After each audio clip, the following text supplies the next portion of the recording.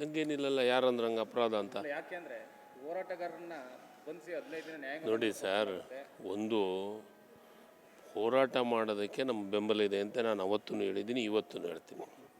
ಆದರೆ ಹೋರಾಟದ ಜೊತೆಗೆ ಕಾನೂನನ್ನು ಕೈ ತೊಗೋಬಾರ್ದು.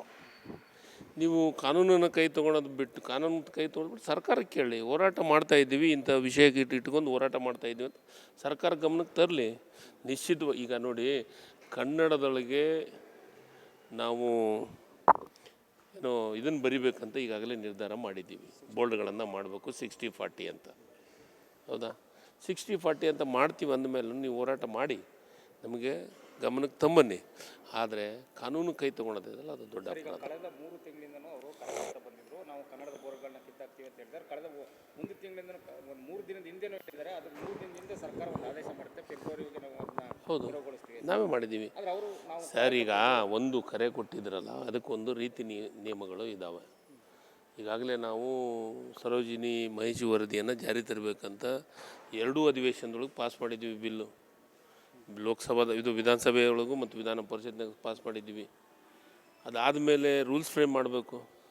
ಅದಕ್ಕೆ ಅದರದ್ದೇ ಆದಂಥ 2-3 ಮೀಟಿಂಗ್ಗಳಾಗಿದ್ದಾವೆ. ನಾನು ನವಂಬರ್ದೊಳಗೆ ಮೀಟಿಂಗ್ ಮಾಡಿದ್ದೀನಿ. ಕೊನೆ ಮೀಟಿಂಗು ನನ್ನ ಅಧ್ಯಕ್ಷತೆಯೊಳಗೆ ಆಗಬೇಕಾಗಿದೆ. ಅದನ್ನು ಜನವರಿ ಒಳಗೆ ಫಿಕ್ಸ್ ಮಾಡಿದ್ದೀವಿ. ಮಾಡ್ತೀವಿ.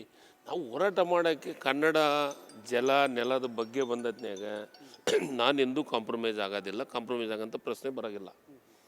ಮೊದಲು ನಮ್ಮ ಭಾಷೆದ ಬಗ್ಗೆ ನಾವು ಗೌರವ ಕೊಡ್ತೀವಿ. ಅದಕ್ಕೆ ಕಾನೂನನ್ನು ತರುವಂಥ ಕೆಲಸ ಈಗಾಗಲೇ 60-40 ಇತ್ತು.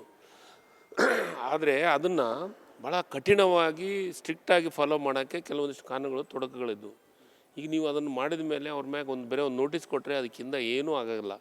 ಆ ನೋಟಿಸಿಂದ ಏನಾದರೂ ಒಂದು ಕ್ರಮ ವಹಿಸ್ತೀವಿ ಅಂದದ್ನಾಗ ಮಾತ್ರ ಕೆಲಸವನ್ನು ಮಾಡ್ತಾರೆ. ಆ ಹೆದರುವಂಥ ಕೆಲಸ ಆಗುತ್ತೆ. ಅದಕ್ಕೊಂದು ಲೈಸೆನ್ಸ್ ರದ್ದು ಮಾಡೋದು, ಇಲ್ಲ ಅವರಿಗೆ ಪರ್ಮನೆಂಟಾಗಿ ಏನಾದರೂ ಒಂದು ಈ ಪೆನಾಲ್ಟಿ ಹಾಕಂದರೆ ಪೆನಾಲ್ಟಿ ಕಟ್ಟಕ್ಕೆ ರೆಡಿ ಆಗ್ತಾರೆ. ಪೆನಾಲ್ಟಿ ಇಂಪಾರ್ಟೆಂಟ್ ಅಲ್ಲ, ನಮಗೆ ಕನ್ನಡ ಭಾಷೆ ಇಂಪಾರ್ಟೆಂಟ್. ಈಗ